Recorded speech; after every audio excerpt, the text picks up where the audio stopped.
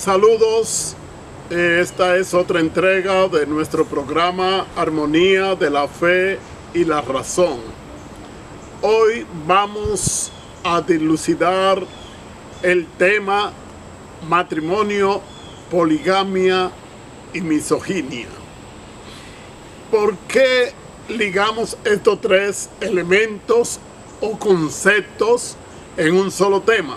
Pues bien, el matrimonio, que es la base fundamental o la génesis de la familia, que a la vez es el fundamento de la sociedad, siempre ha estado influido, afectado por algunos elementos sociales, y en la antigüedad estuvo mucho afectado por la poligamia y la misoginia, especialmente en el contexto bíblico.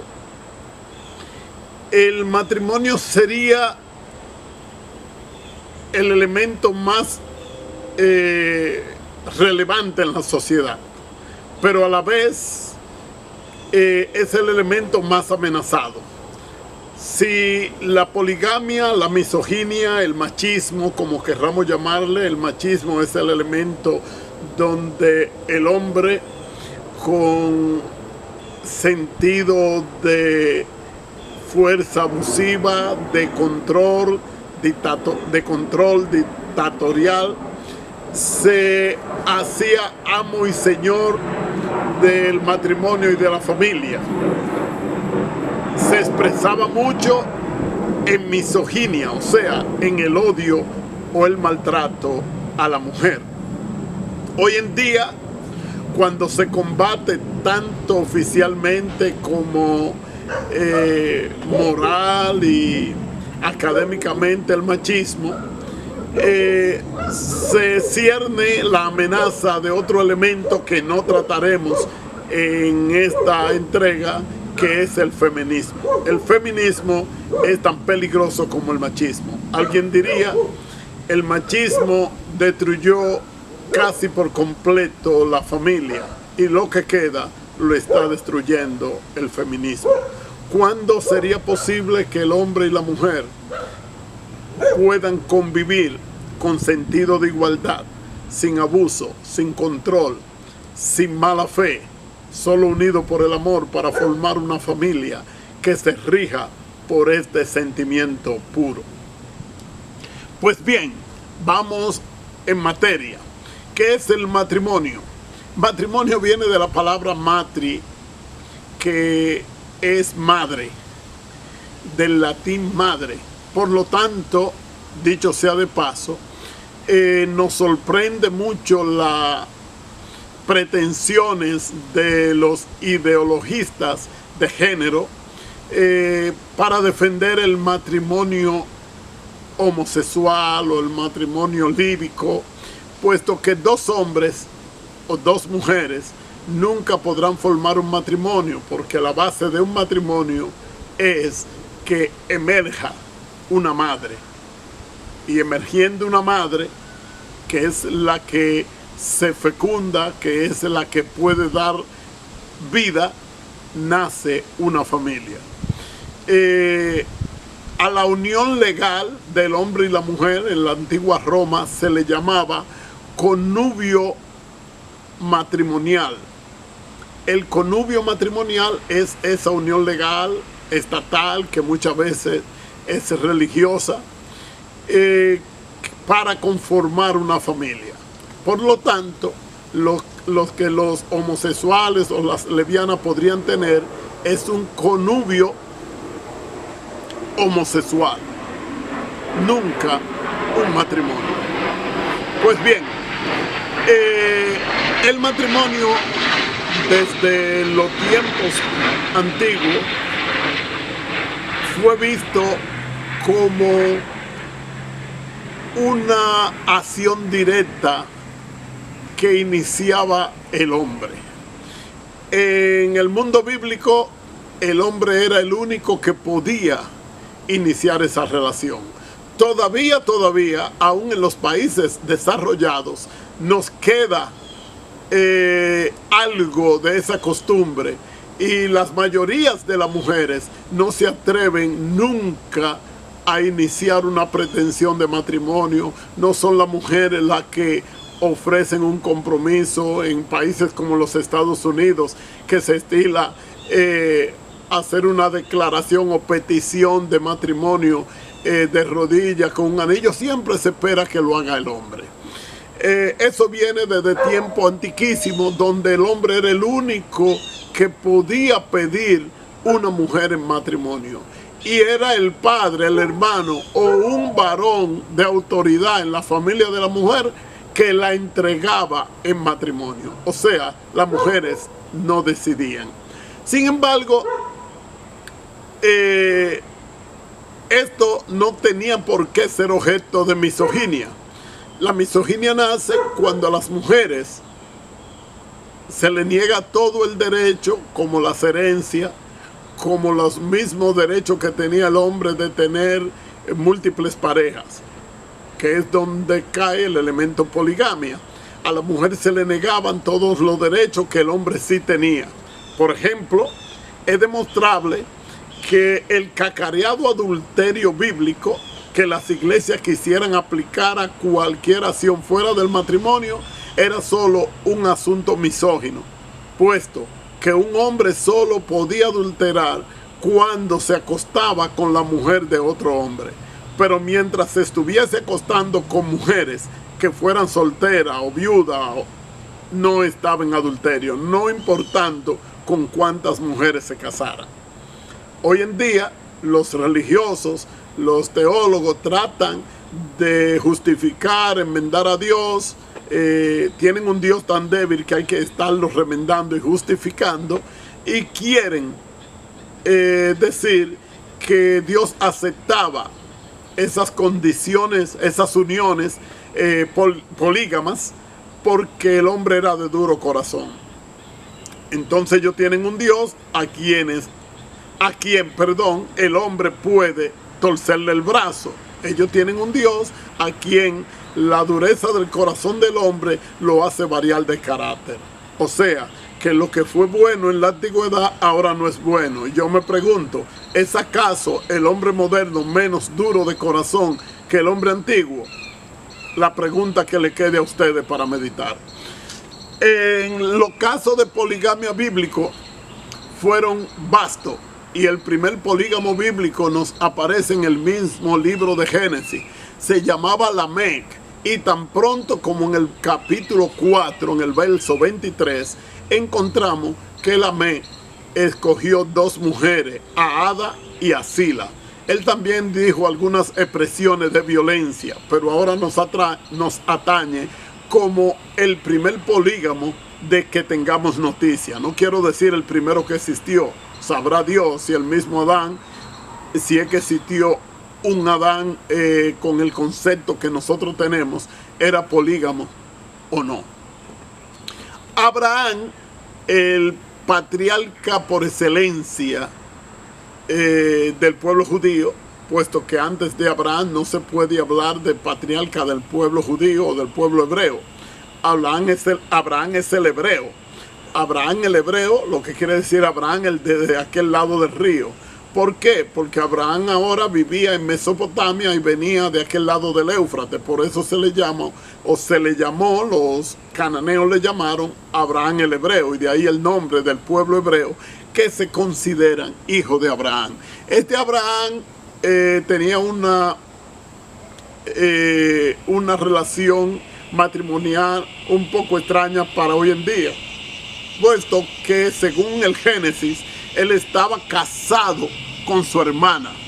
Esto lo vemos en Génesis 25 y en los versos 1 al 6. Él estaba casado con su hermana, a quien el libro de Hazel nos dice que no era su hermana, sino su sobrina, hijo de su hermano muerto, que murió allá en la tierra de Asiria. Mientras tanto, a Isaac el hijo de Abraham no se le conoce otra mujer que no fuera Rebeca. Este Isaac, que es el menos mencionado de los tres patriarcas principales de Israel, es el único que se casó una sola vez y que tampoco hizo guerra. Era pacífico y era monógamo. Cosa rara. El que tenía mejores atributos para ser un modelo, para ser un paradigma del cristiano moderno, es el menos mencionado. Cuando hablamos de los grandes patriarcas del pueblo hebreo, mencionamos a Abraham y mencionamos a Israel o Jacob. Isaac se menciona de paso cuando se mencionan los tres. Otro polígamo que podríamos mencionar es el mismo Jacob, y un polígamo especial. ¿Por qué? Porque se casa con dos hermanas. La historia bíblica nos cuenta que él trabajó por Raquel, de quien se enamoró al verla, pero que el padre en la noche de boda le llevó a su tienda sin él saberlo a Lea. Es posible que en esos tiempos y en esos lugares del Medio Oriente las mujeres usaran velo como estilan las mujeres árabes hoy en día, y que Jacob no la pudiera reconocer. Puede parecer extraño también que usted se acueste íntimamente con una mujer y no reconozca que esa fue de la que se enamoró o que era su hermana. Lo que sí, que cuando Jacob al día siguiente reclama, el padre que le había dado a esta primera mujer por 7 años de trabajo, le ofreció la otra también si trabajaba 7 años más. Jacob lo trabajó y se casó con las dos hermanas. Pero además de casarse con las dos hermanas, por instancia de las hermanas, según la historia bíblica, él llega a convivir, a tener hijos con las dos siervas de cada una, con la sierva de Raquel y con la sierva de Lea, o sea, con las dos siervas que eran las sirvientes de las dos hermanas. Y de allí nacen los 13 hijos de Jacob. Dije bien, 13, pues él tenía 12 varones y una hembra. Se quiere vender en muchas iglesias desde el púlpito que este Moisés tuvo una sola mujer, Séfora o Sefora, como quiera usted pronunciarlo. Sin embargo, no es cierto. Séfora era madianita, hija de Jetro, el sacerdote de Madián, donde Moisés se refugió luego de cruzar el desierto cuando huía de Egipto. Ahora, unos 30 o 40 años después, Moisés es asediado, criticado por sus hermanos Aarón y María, porque él había tomado una mujer cusita. Vamos a ver estos elementos. Primero, Cusita era hija de Cus. Cus fue el descendiente de los hijos de Canaán que se adentró y sus generaciones poblaron lo que se conoce como la Etiopía. Por lo tanto, en los antiguos textos bíblicos se le llama cusitas a los negros.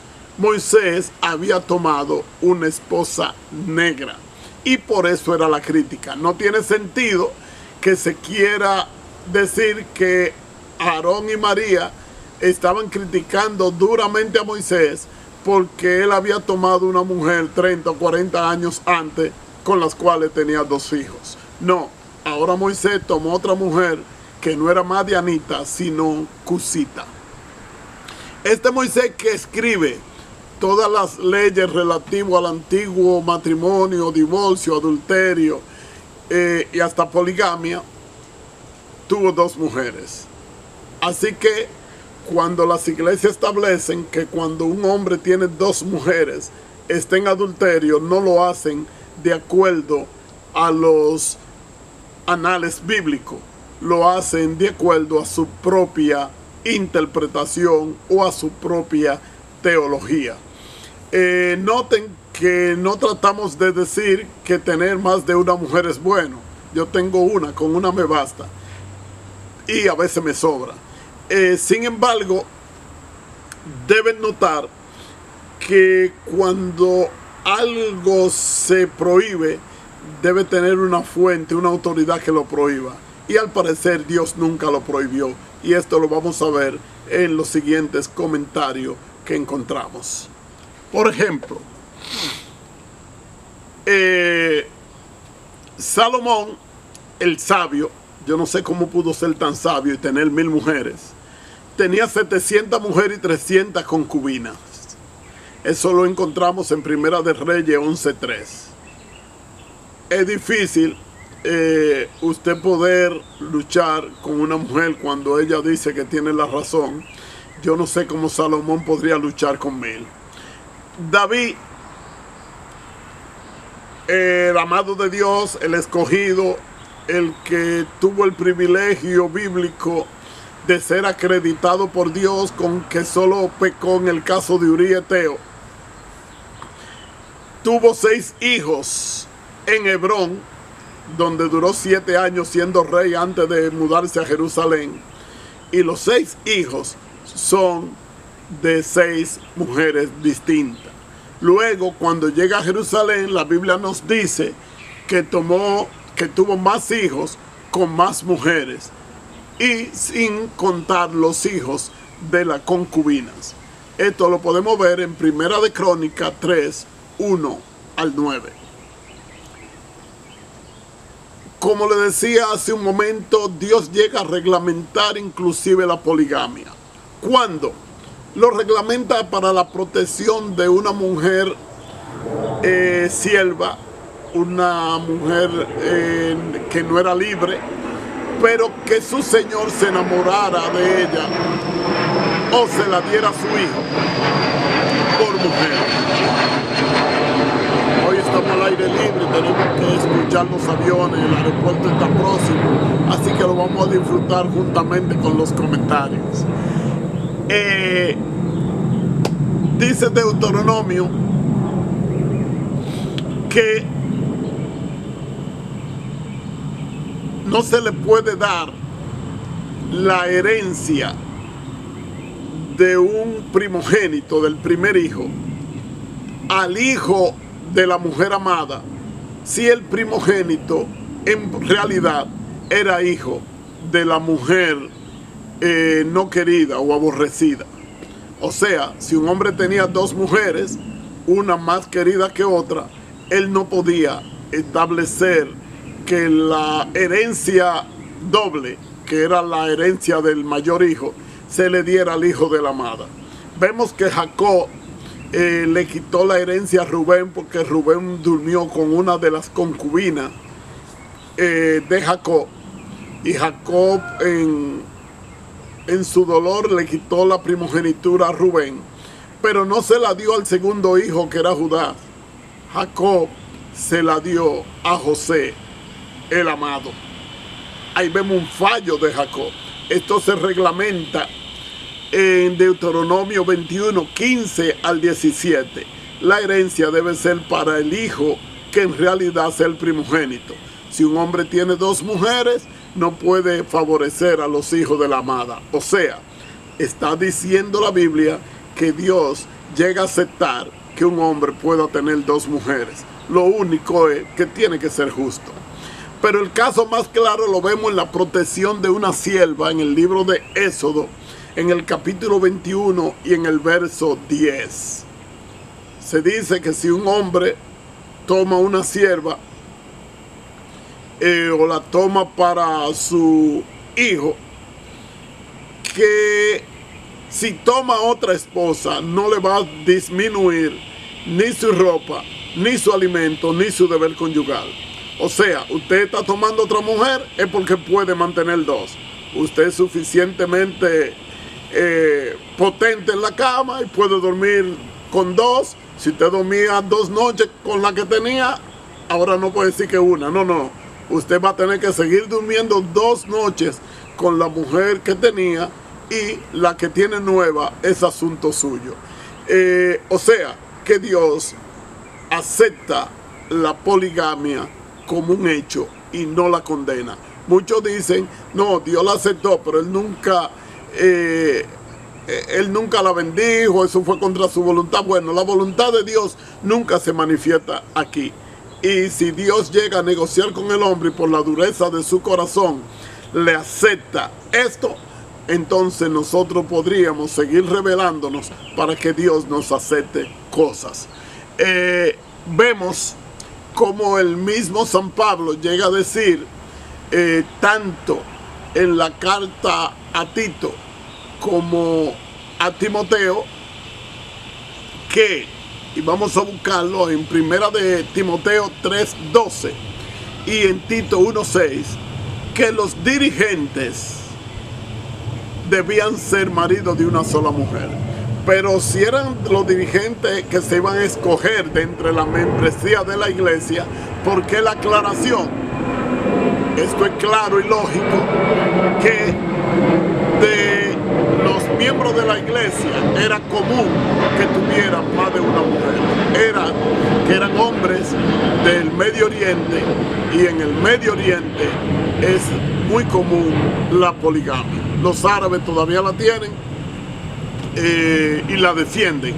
Esa ha sido su costumbre por miles de años. Tal vez la aprendieron de Abraham, que además de tener a Sara, tuvo hijo con Agar, sierva de Sara, y luego en la postrimería de sus años tuvo varios hijos con varias concubinas, a los cuales mandó lejos de Isaac con algún regalo, y por ello todos esos árabes que andan por ahí diseminados, todos enemigos de Israel, todos primos y todos enemigos. Bien, ¿cuándo reglamenta Dios la poligamia? De hecho, ¿cuándo la sanciona? Cuando nos dice en Primera de Reyes 15:3-5 que David solo pecó en el caso de Urieteo. Él tenía 9 esposas, él tenía varias concubinas, pero eso no era problema. El único problema fue cuando tomó a la mujer que era de otro hombre. Otro caso se ve en Éxodo 22:16. El caso de un hombre que vivía o se acostaba con una mujer soltera. Lo único que se le aplicaba como pena a ese hombre era una indemnización que tenía que pagar al padre de la joven y tomarla por esposa y no despedirla en todo su día. En la ley de los celos, sin embargo, vemos nosotros todo lo contrario a lo que es la poligamia. Aquí se muestra la misoginia. Si un hombre, dice número 4:13-31, siente celo de su mujer, la tomará, la llevará al sacerdote con una ofrenda. El sacerdote va a poner la ofrenda en la mano de la mujer, la va a conjurar bajo maldición, que si ella ha sido infiel se le van a caer los senos, se le van a caer el vientre y los muslos, y la hará beber las aguas amargas de los celos, una poción que hacía el sacerdote con unas aguas sagradas y con polvo de tierra de ahí del tabernáculo. ¿Le parece a ustedes esto un trato justo? El hombre solamente por estar celoso llevaba a la mujer, que era vejada de tal manera por el sumo sacerdote, mientras que el hombre podía tener 2 y 3 esposas y no era problema. Por eso entendemos claro que en el caso de la mujer adúltera, que sorprenden según los enemigos de Jesús en pleno acto de adulterio, solo llevaran a la mujer, al hombre lo dejaron libre, porque el adulterio era cosa de mujer, no era cosa de hombre. En el divorcio de Deuteronomio 24:1, solo el hombre se divorcia. Asimismo, como solo el hombre se casa, solo el hombre se divorcia. El hombre daba carta de divorcio, pero no se le ocurriera a una mujer dejar al hombre y irse y juntarse con otro hombre. Era adúltera. El hombre tenía que darle carta de divorcio. Esta carta de divorcio era la única protección, parece mentira, irónico, que tenía la mujer antigua en Israel, puesto que con esta carta sí podía casarse con otro hombre si encontraba. Sin embargo, los hombres llegaron a dar cartas de divorcio por cualquier razón, inclusive porque se le quemara el pan a la esposa y dejarla a la desventura. Es contra esto que Jesús se opone cuando habla en San Mateo y contradice totalmente a Moisés. Digo, contradice a Moisés y estoy en lo cierto. Él dice, pero yo digo que no es así. Y que el adulterio tiene dos vías, dice Jesús. La mujer adultera y el hombre adultera. Sin embargo, esto es muy difícil de comprobar que sea una expresión de Jesús verídica, puesto que yo no sé basado en qué ley Jesús podía decir que el hombre también adulteraba, porque en el mismo libro de San Mateo, pero en el capítulo 5 y verso 32, Jesús habla más de acuerdo con el matrimonio y el divorcio mosaico, diciendo que el hombre hace que la mujer adultere, no que él adultera. Estos son los elementos antiguos del matrimonio bíblico, donde veíamos un matrimonio afectado por la poligamia masculina y por la misoginia y el maltrato a la mujer. Quiero llamarle con ahínco, quiero llamarle encarecidamente a lo que siempre llamo al final de cada entrega, a seguir las reglas del amor. El machismo con su misoginia es criminal. La poligamia es mala en cualquiera de las dos vertientes, y es que existen dos vertientes de poligamia. La poligamia se divide en poliginia, cuando un hombre se casa con más de una mujer o vive con más de una mujer, o poliandria, cuando es una mujer que vive con más de un hombre.